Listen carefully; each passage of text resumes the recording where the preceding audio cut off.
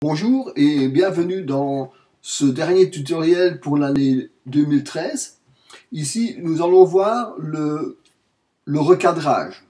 Donc, cette photo a été prise un peu à la va-vite, je vais le dire comme ça.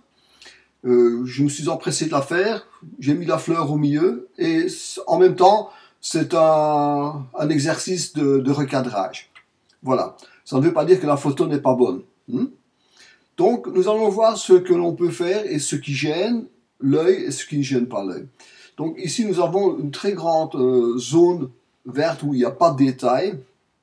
Ici, nous avons une feuille qui est trop marquée, là, elle est trop nette. Ici, bon, ok, ça va, c'est déjà mieux. On voit ce que c'est, mais c'est dans le flou, c'est déjà bon. Donc, qu'est-ce qu'on peut faire? Voilà, donc nous allons recadrer en faisant une contrainte. Parce que si j'enlève la contrainte, là, je peux déformer, je ne veux pas dire déformer, mais tomber dans des formats qui ne correspondent plus au tirage. Donc, je vais le laisser. Ce que je vais faire, bon, qu'est-ce que je peux faire ici? Ben, je peux, par exemple, si j'ai trop de zones là, je peux ramener ceci, voilà, comme ceci, et en dessous de la feuille qui est trop présente. Bon, ben, c'est déjà pas mal. Mais bon, moi je trouve qu'il y a trop d'espace ici en dessous. On va faire terminer pour un peu voir ce que ça donne. Voilà, ben, je la trouve déjà bien. La feuille est disparue. Ici, on a encore l'effet, mais on coupe un peu dans celle-ci. Et ici, on a beaucoup trop d'espace où il n'y a pas vraiment du détail qui n'apporte pas grand-chose, je veux dire, à la photo. Donc, j'opterai pour un autre cadrage. Nous allons voir. Donc, je fais un CTRL-Z, je reviens. Donc, je fais cadrage. Oui. Et ce qu'on peut essayer, c'est ceci. Voilà, en dessous de la feuille, mais voilà, ça ne me plaît pas. Hein. Le dessous reste toujours le même. Si je veux refermer ici, oui, voilà, comme ceci par exemple. Là, on coupe dans les autres feuilles. Là, ça ne me plaît pas. Parce que je coupe dans les feuilles ici, hein, qui apportent quand même quelque chose. Hein. Donc, je fais réinitialiser, et voilà. Donc, ce que je vais voir, ici, je vais prendre le carré A. Donc, avec le carré, je vais le descendre. Voilà, je suis en dessous de la feuille qui est trop présente. Et je vais refermer ici, comme ceci.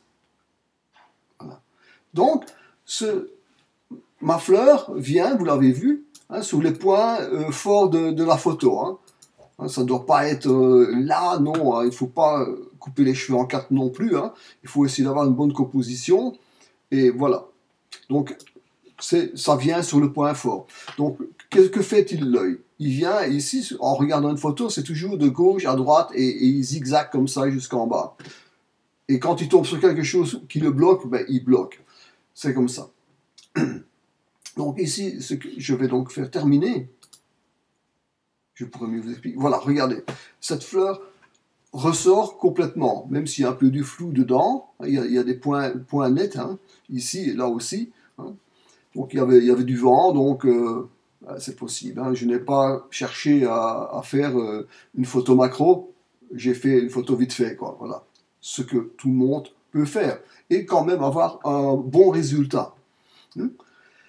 Donc, ce que je regarde ici, c'est que je n'ai plus trop d'espace au-dessus, trop d'espace en dessous. Ici, je vois encore ce qu'il y a.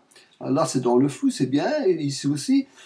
Mais j'ai mes feuilles qui sont toujours bien présentes sur la photo. Voilà. Et j'ai à peu près le même espace ici entre le bord de la photo et la pointe de la feuille. Ça ne vient pas à 1 millimètre. Hein. Donc, il faut qu'on se comprenne bien. Hein. Donc, une partie ici, une partie là. Hein, voilà. Donc, c'est assez équilibré. Elle est sur le point fort, elle n'est pas au milieu. Hein. Là, ce ne serait pas bien. Hein, parce que la boule ici serait plus basse, donc ce serait vraiment pas bien. La boule est au milieu, ouais, il n'y a pas de problème. Mais ici, la fleur, donc les couleurs sont sur un point marquant de la photo. Eh bien voilà, moi j'opterais pour le format carré. On peut le tirer, la photo attire l'œil.